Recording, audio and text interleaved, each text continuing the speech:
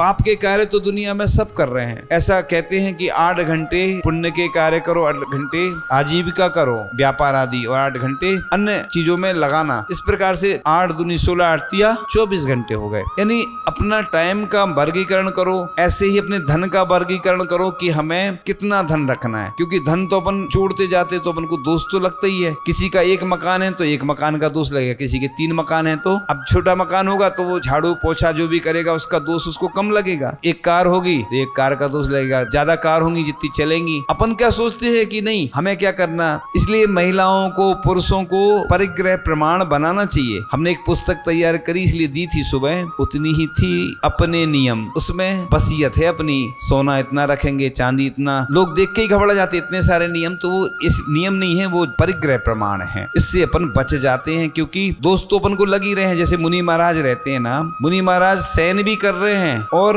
एक प्रतिमाधारी सामयिक कर रहा है उसी समय, और महाराज जी शयन कर रहे हैं, तो निर्जरा किसकी ज्यादा होगी? मुनिराज की होगी। क्यों होगी? क्योंकि मुनिराज के महाव्रत हैं, भले ही वो ग्रस्त है, सामयिक भी कर रहा है। तो इसी प्रकार से अगर परिग्रह का प्रमाण बना लिया, मुनिराज का तो रहता ही है नियम, हमेशा वो त्याग कर देते हैं। श्रावक भी अगर परिग्रह का प्रमाण बना ले तो बस उसको दोष कम लगेंगे। इसलिए अपन को हर वस्तु का, इतनी हम कार रखेंगे, विदेश जाने का त्याग रहेगा, इतने वस्त्र रखेंगे, इतना सोना चांदी रुपया। अब कई लोग बोलते और ज्यादा आ गया तो व्यवस्था है ना मंदिर के लिए, और क्या। वो एक कहानी आती है एक सेठ की कि उसने नियम ले लिया, फिर उसके गाय बढ़ गई इतनी, गाय ने बछड़े दे दिए तो उसने फिर दूध भी दान कर देता था और बछड़ों का दान कर देता था। तो ये परिग्रह प्रमाण इसलिए नहीं बनाया जाता है, क्योंकि अगर नियम नहीं बनाओगे तो रखते जाओगे। हाँ, कोई की वस्त्र की दुकान है तो साड़ी का वो प्रमाण उसमें नहीं आएगा। वो घर में है, सोना चांदी सबका है पूरा, तो अपने हिस्से में कितना आ रहा है मोटा मोटा लिया जाता है। इसका एकदम एक्यूरेट थोड़ी होता है, क्योंकि बंटवारा तो हुआ नहीं अभी। तो अपन बर्तन का, वस्त्रों का, जो सामूहिक चीजें हैं उसमें अपना परसेंट का